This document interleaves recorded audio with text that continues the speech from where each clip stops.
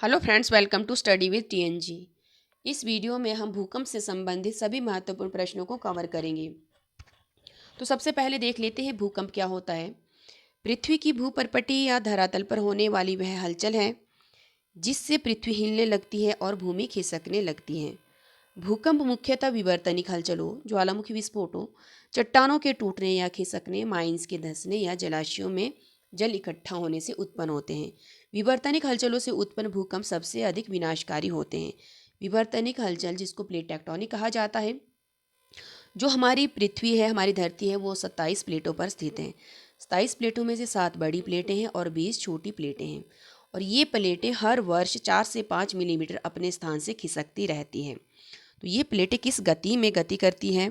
तो वो 3 तरह से गति करती है। सबसे पहले रूपांतर गति, जिसमें आपकी दो प्लेटें एक दूसरे पैरेलली परस्पर गति करती हुई, घर्षण करती हुई गति करती हैं। कुछ इस तरह से इसको कहा जाता है रूपांतर गति या ट्रांसफॉर्म बाउंड्रीज। उसके बाद आता है अपसारी गति। अपसारी गति में क्या होता है, जिसको डाइवर्जेंट बाउंड्रीज कहा जाता है। इसमें दो प्लेटें एक दूसरे से दूर जा रही होती है और जिससे पृथ्वी पर दरार पड़ जाती है, जैसे ज्वालामुखी वगैरह उत्पन्न होते हैं। उसके बाद आता है अभिसारी गति। अभिसारी गति में क्या होता है, दो प्लेटें एक दूसरे की तरफ गति करती हैं, जिसको कन्वर्जेंट बाउंड्रीज कहा जाता है। तो यहाँ पे कुछ इस तरह से देख लेते हैं इसको। ये है यहाँ पे बड़ी प्लेट्स। तो इसमें से जैसे हमारा जो भारत है वो किस पे है स्थित, आपका इंडियन प्लेट में। तो यहाँ पे जो ये इंडियन प्लेट है और इस तरफ आपका यूरेशियन प्लेट है, ये निरंतर एक दूसरे की तरफ गति कर रहे हैं। तो यहाँ पे कौन सी गति हो रही है, ये हो रहा है अभिसारी गति। तो इसीलिए जो हमारा हिमालय है वो निरंतर उसका जो ऊंचाई है वो बढ़ती जा रही है। तो कुछ समय पहले हिमालय की सबसे ऊंची पर्वत चोटी है माउंट एवरेस्ट, जो कि नेपाल में स्थित है। तो उसकी कुछ समय पहले तक हम उसकी ऊंचाई पढ़ा करते थे 8,848 मीटर, परंतु अभी वर्तमान में उसकी ऊंचाई हो चुकी है 8,850। तो ये किस कारण हो रही है कि जो इंडियन प्लेट है वो निरंतर ऊपर की तरफ गति कर रही है, जिसकी वजह से हिमालय का जो आकार है, ऊंचाई है, वो बढ़ती जा रही है। इसीलिए हिमालय को नवीन वलित पर्वत भी कहा जाता है। उसी तरह से यहाँ पे जैसे साउथ अमेरिकन प्लेट हो गया और इस तरफ है आपका अफ्रीकन प्लेट, ये एक दूसरे से दूर जा रही है, जिसको डाइवर्जेंट बाउंड्रीज कहा जाता है या अपसारी गति कहा जाता है। इसकी वजह से यहाँ पे जो ज्वालामुखी वगैरह उत्पन्न होते हैं, जो लावा वगैरह निकलता है, उससे यहाँ पे जो पर्वत वगैरह बनते हैं, तो उसको कहा जाता है कटक। तो वो कहाँ पे है, अटलांटिक ओशियन में। इसी तरह से यहाँ पे नॉर्थ अमेरिकन प्लेट और जो पैसिफिक प्लेट है, इसके बीच में यहाँ पे कौन सी गति दिखाई गई है, तो यहाँ पे जो प्लेटों के बीच में गति हो रही है वो हो रही है यहाँ पे रूपांतर गति। तो इस तरह से प्लेटों में गति होती रहती है, जिसके कारण भूकंप और ज्वालामुखी जैसी प्राकृतिक आपदाएं उत्पन्न होती हैं। तो इसके अलावा कुछ और क्वेश्चंस भी बनते हैं, जैसे भूकंप से कि भूकंपीय तरंगों को मापने वाले यंत्र को क्या कहा जाता है। तरंगों को मापने वाले यंत्र को कहा जाता है सिस्मोग्राफ। और उसी तरह से भूकंप विज्ञान को क्या कहा जाता है, सेस्मोलॉजी। और जो भूकंप का जो मूल केंद्र होता है या जो आविर्भाव होता है, उसको कहा जाता है केंद्र। और भूकंप को जहाँ पे सबसे पहले अनुभव किया जाता है, भूकंप की लहरों को, उसको एपिसेंटर कहा जाता है। जैसे यहाँ पे हम देख सकते हैं, जहाँ से उत्पन्न हुआ है, मेन जो केंद्र है वो है ये वाला, उसको फोकस कहेंगे या उसको केंद्र कहेंगे। पर इसको सबसे पहले महसूस पृथ्वी के धरातल पर कहाँ पे किया जाएगा, जहाँ पे सबसे पहले इसको महसूस किया जाता है, तो उसको कहा जाता है एपिसेंटर या अधिकेंद्र। तो ये जो तरंगे होती है वो 3 तरह की तरंगे होती है। इन तरंगों को किसके द्वारा मापा जाता है, भूकंप मापी के द्वारा या सिस्मोग्राफ के द्वारा इसको मापा जाता है। पी, एस और एल 3 तरंगे होती हैं। तो ये जो सबसे पहली पी तरंग है, इन्हें प्राइमरी वेव्स भी कहा जाता है। ये भूकंपीय तरंगे सबसे तीव्र गति से चलती हैं। तो इसकी गति 6 से 8 किलोमीटर पर सेकंड तक होती है और एपिसेंटर पे सबसे पहले पहुंचती है। जैसे ये केंद्र है, तो एपिसेंटर पे सबसे पहले कौन सी पहुंचेगी, जिसकी गति सबसे अधिक होगी। तो पी तरंग की सबसे अधिक गति होती है। क्वेश्चन बनता है, तीनों तरंगों का दिया होगा पी एस एल, सबसे अधिक गति किसकी होती, किस तरंग की होती, तो वो पी हो जाएगा, फिर एस की और फिर एल की। तो यह तरंगे सॉलिड लिक्विड दोनों माध्यमों में गति कर सकती हैं। पी सॉलिड और लिक्विड दोनों में गति करता है, और उसी तरह से एल भी सॉलिड और लिक्विड दोनों में गति करता है, जबकि एस सिर्फ सॉलिड में ही गति कर सकता है, आपका लिक्विड में ये गति नहीं करता है। एस तरंगे, इन्हें सेकेंडरी वेव भी कहा जाता है। यह तरंगे सिर्फ सॉलिड माध्यम से ही गति कर सकती है, लिक्विड माध्यम से नहीं कर सकती। तो जैसा कि हमारा जो पृथ्वी है उसका स्ट्रक्चर कुछ इस तरह से है। सबसे बाहर का जो आपका लिथोस्फीयर हो गया, जिसको क्रस्ट कहा जाता है, फिर मेंटल है, बीच में मेंटल है, और फिर आपका सेंटर में कोर है। तो अगर यहाँ से कोई भी आपकी तरंग उत्पन्न होती है, तो वो अगर वो पी तरंग है तो वो आपका इस तरफ को भी जाएगी, इधर भी जाएगी, इस तरफ भी आएगी, क्योंकि वो सॉलिड लिक्विड, क्योंकि जो मेंटल का एस्थेनोस्फीयर है वो लिक्विड फॉर्म में होता है, तो वो लिक्विड में भी गति करेगा, पी तरंग भी और एल तरंग भी। परंतु जो एस तरंग है वो सिर्फ आपका किस में गति करेगा, सॉलिड में, तो वो लिक्विड में गति ना करके सिर्फ सॉलिड में ही गति करता है इस तरह से।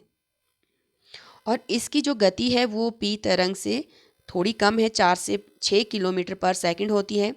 इसी तरह से जो एल तरंग है, इन्हें लॉन्ग पीरियड वेव भी कहा जाता है, इसको लव तरंग भी कहा जाता है, लव वेव भी कहा जाता है।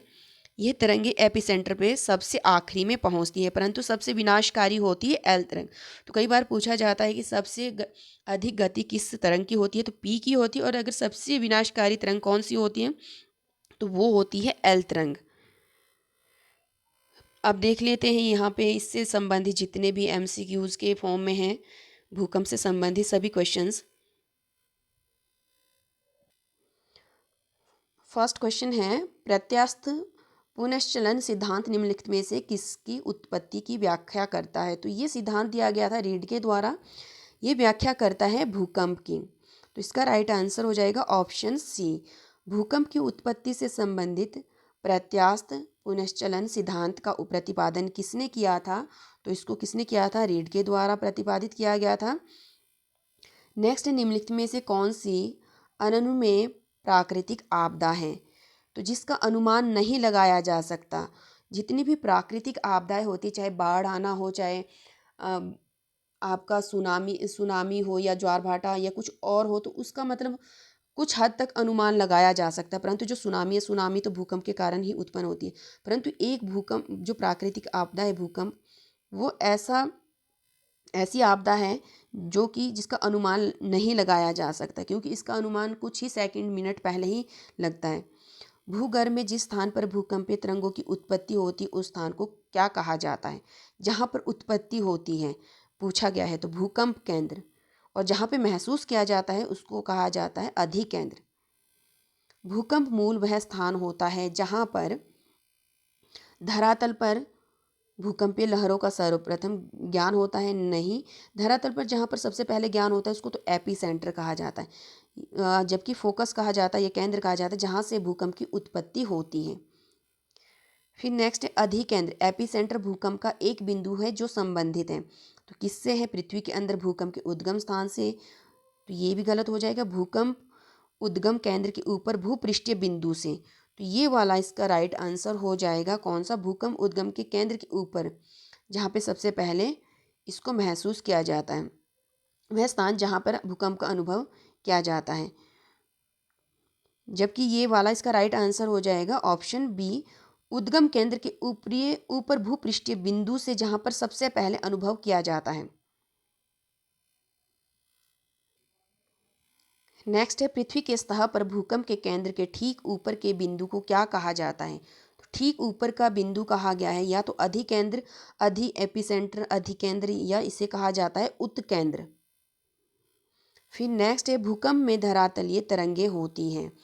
धरातलीय तरंगे, धरातलीय तरंगे किसे कहा जाता है, एल तरंग को कहा जाता है, क्योंकि ये धरातल के काफ़ी करीब से उत्पन्न तरंगे हैं, और जो कि जिसकी गति सबसे कम होती है, परंतु ये सबसे अधिक विनाशकारी होती है एल तरंगे, क्योंकि जो इसका केंद्र होता है वो धरातल के काफ़ी नज़दीक होता है, इसलिए इसको धरातलीय तरंगे कहा जाता है। निम्नलिखित में से कौन सी भूकंपीय तरंगे सर्वाधिक क्षति पहुंचाती हैं। तो ये भी हम पढ़ चुके हैं कि जो आपका दीर्घ पृष्ठीय तरंगे जिसको कहा जाता है एल तरंग को, वो सबसे अधिक विनाशकारी तरंगे होती हैं। निम्नलिखित में से कौन सा कथन सही नहीं है। तो यहाँ पे कौन सा कथन सही नहीं है? तो इसमें सम भूकंप रेखा का आकार नियमित होता है, ये वाला कथन सही नहीं है। तो सम भूकंप रेखा क्या होता है? भूकंप के कारण समान बर्बादी वाले स्थान को मिलाने वाली रेखा को सम भूकंप रेखा कहा जाता है। तो यहाँ पे जो ये वाला है, ये वाला ऑप्शन इसका गलत है। नेक्स्ट है, निम्नलिखित में से कौन सा कथन सही नहीं है? रिक्टर स्केल भूकंप की तीव्रता मापने का एक यंत्र है। रिक्टर भूकंप की तीव्रता मापने का यंत्र है कौन सा? Richter scale. रिक्टर स्केल एक लॉगरिदमिक स्केल है, तो ये भी सही है। ये स्केल भूकंप की ऊर्जा को मापता है, तो ये भी सही है। तो इसका राइट आंसर हो जाएगा ऑप्शन डी। अंतः सागरीय भूकंपों द्वारा उत्पन्न समुद्री लहरों को क्या कहा जाता है?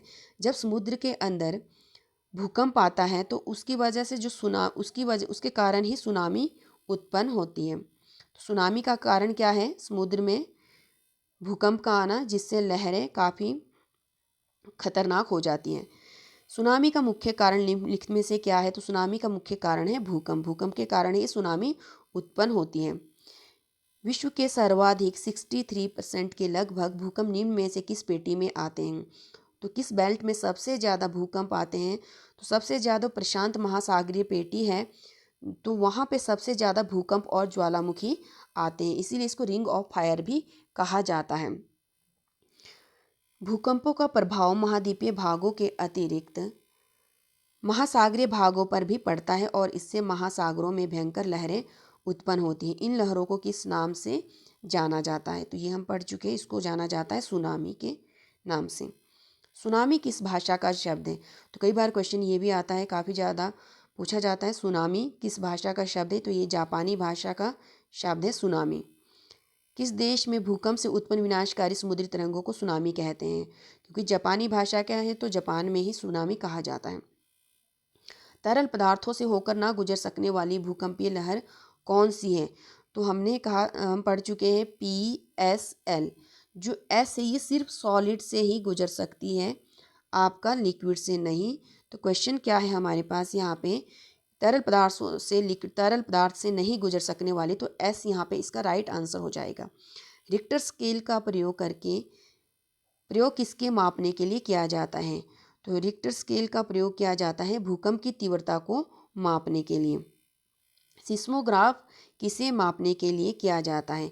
तो ये भूकंपीय तरंगों को, यहाँ पे कई बार कन्फ्यूजन होता है कि भूकंप की तीव्रता को रिक्टर स्केल से मापा जाता है और भूकंप की तरंगों को सिस्मोग्राफ से मापा जाता है। तीव्रता को रिक्टर से और आपका जो तरंगे है वेव से, उसको सिस्मोग्राफ से मापा जाता है।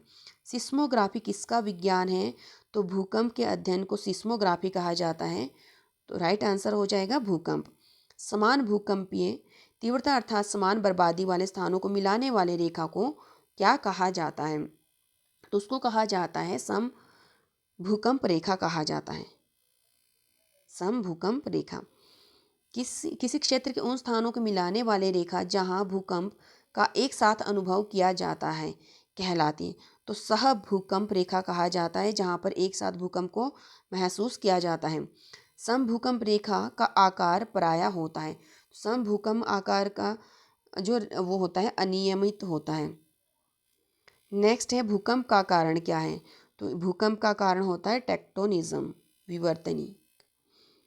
नेक्स्ट है अग्निवलय, सर्कल ऑफ फायर या रिंग ऑफ फायर प्रशांत महासागर के उस विशाल क्षेत्र को कहते हैं जहां कुल भूकंप 63 से 68 के आसपास आता है।